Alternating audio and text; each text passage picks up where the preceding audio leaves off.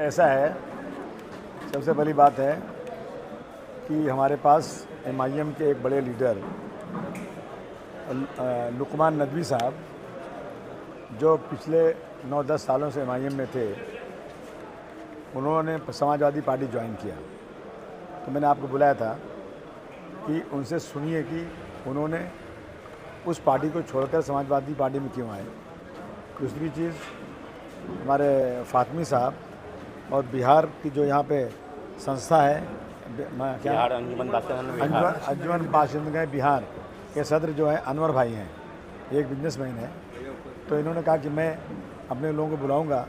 फातमी साहब लीडर हैं और बिहार के रहने वाले हैं, तो हम अपने लोगों को समझाएंगे कि पिछले इलेक्शन में जो बिहार में हुआ है उसमें हमारी हार क्यों हुई, क्या गलती हुई, क्या लोगों ने वहाँ पर, किस पार्टी ने वहाँ क्या किया। हम इन चीज़ों को लोगों को बताएंगे ताकि लोगों को जो गलत फहमी है वो हम दूर कर सकें। तो आए थे यहाँ पर आज, लेकिन आज क्या है, आज सैटरडे का दिन है। बिहार के काफ़ी लोग जो बिजनेस करते हैं ना, उनको पेमेंट का दिन रहता है और इनको कल ही जाना है। तो हमने कहा ठीक है, जितने लोग जो भी आते हैं उनसे अपनी बात कर देंगे और मीडिया के माध्यम से फातमी साहब की बात सबको पहुँच जाएगी। इसलिए मैंने आपको बुलाया था। थोड़ा देर हुई, इसलिए मैं क्षमा चाहता हूँ, क्योंकि कोई और साथ में आने वाले थे, उन्होंने फातमी साहब थोड़ी देर रोक लिया था। ये हुआ इसीलिए बुलाया था। जो बिहार समाज के जिस तरह लोग जुड़े, खासकर तालुका 171 में काफ़ी बिहार समाज के लोग हैं, आप उनको क्या संदेश देना चाहते हैं? एक हो जाएं तो बन सकते हैं खुर्शीदो मुबीन, वरना इन बिखरे हुए तारों से क्या बात बने। बिहार के लोगों को कितना अपमानित किया गया आपने देखा। एक बिहारी 100 बीमारी, और मैं कहता हूँ एक बिहारी 100 पे भारी। ये मुंबई में हुआ है। और बिहार, यूपी, झारखंड, ये सब भाई भाई हैं। मुलायम सिंह जी, लालू जी एक ही मंच पे आए थे, ऐलान किया था उन्होंने। और हमारा यहाँ पे चाहे कहीं के लोग भी हों, उनके साथ जब भी कोई भाषा के नाम पर, प्रांत के नाम पर कहीं भी कोई उनके साथ जुल्म जाति की जाती है, तो पूरे मुंबई में आप खुद बता दो कि कौन बोलता है, कौन लड़ाई लड़ता है उनको। मैं उन लोगों को याद दिलाना चाहता हूँ कि जो कांग्रेस है, बीजेपी है, या एक पतंग वाली पार्टी भी आजकल आई है, ये सब के सब आज तक किसी ने भी इन बिहार वालों या यूपी वाले या पर प्रांतियों का साथ किसी ने नहीं दिया है। समाजवादी पार्टी पूरी ताकत के साथ जुल्म और नाइंसाफ़ी के खिलाफ लड़ाई लड़ रही है। सर, चुनाव नजदीक आ रहा है, आपके उम्मीदवार क्या मुद्दे लेकर लोगों के बीच में जा रहे हैं? अरे मुद्दे यही है ना, सड़क है, गटर है, पानी है, अस्पताल है, ये सारे मुद्दे। अस्पताल लल्लू भाई का बन के पड़ा हुआ है इतने सालों से, आज तक शुरू नहीं किया जा रहा है। सरकार उसमें प्राइवेट पार्टनरशिप करने जा रही है।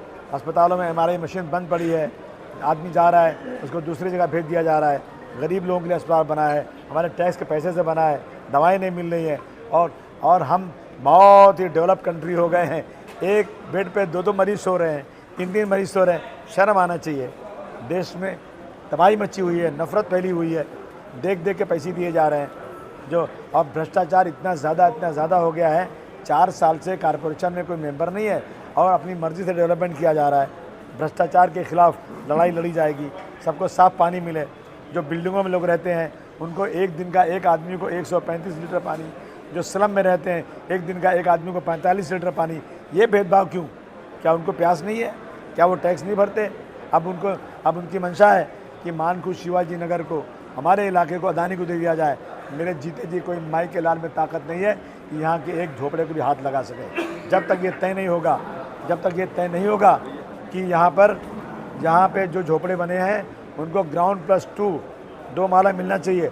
और जो उसके ऊपर अगर किसी ने बना लिया है और उनके पास राशन कार्ड है, उनके पास वोटर लिस्ट है, तो उनको जो है उनको भी कहीं न कहीं घर देना ही पड़ेगा। इसलिए ये सब चीज़ें लेकर सड़क पर उतरे हैं। सबसे मेन चीज़ ये है कि स्कूल जो है वो इंग्लिश मीडियम का भी होना चाहिए, इंटरमीडिएट तक होना चाहिए। हमारे इलाके में एक लड़कियों का स्कूल खुलना चाहिए। आज बुर्का पहन के चलना मुश्किल हो गया है। मुस्लिम बच्चियाँ घर से बाहर नहीं निकलने डर के मारे कि कौन सा गुंडा कब पकड़ के पाकिस्तानी बोल देगा, कौन सा गुंडा कब पकड़ के हमारा बुर्का छीन देगा। ये हो रहा है यहाँ पे आजकल। तो इन चीज़ों को लेकर समाजवादी पार्टी उतरी है।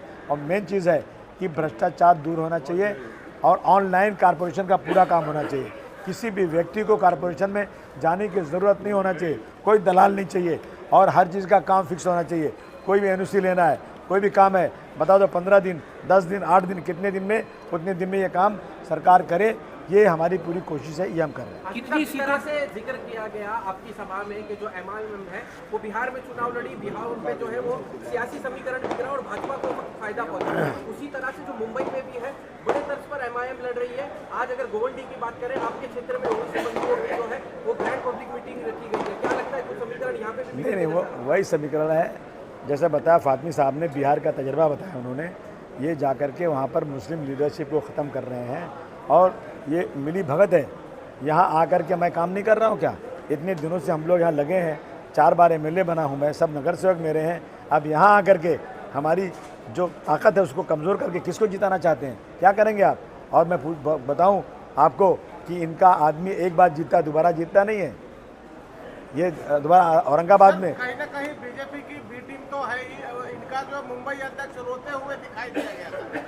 हाँ, तो क्या वो कहते हैं ना कि मेरा तेरा क्या रिश्ता, अब वो नारा बदल गया, मेरा तेरा क्या रिश्ता, 25 लाख और 50 लाख, ये रिश्ता है। अच्छा, कहीं ना कहीं इसका भाई है ना, पता लगा लो, पूछ लो जा करके। एक टिकट का भाव क्या है, और सुन लो समाजवादी को ही पूछ लो, अगर किसी व्यक्ति ने 5 पैसा भी दिया हो पार्टी को टिकट के लिए, ऐसे कोई चंदा दे दे एक अलग बात है, टिकट के वक्त टिकट के लिए किसी ने आज तक 5 रुपया दिया हो ना, तो मैं राजनीति छोड़ने को तैयार हूँ।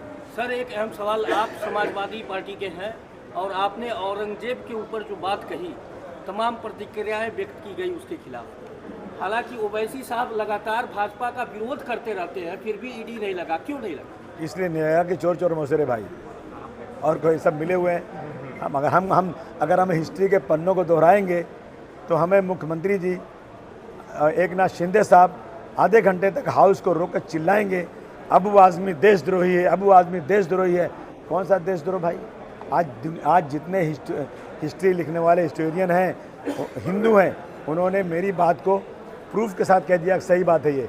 उनके साथ कोई कार्रवाई नहीं, अबू आज़मी के साथ कार्रवाई, ताकि हमारी जो है ना ताकत को कमज़ोर किया जाए। सर, एक आखिरी सवाल है, क्या लगता है कि एमआईएम की 6 सीट तो यहाँ पे हारने की कगार पे है? समाजवादी के जीतने के कगार पे है। बहुत बहुत धन्यवाद सर।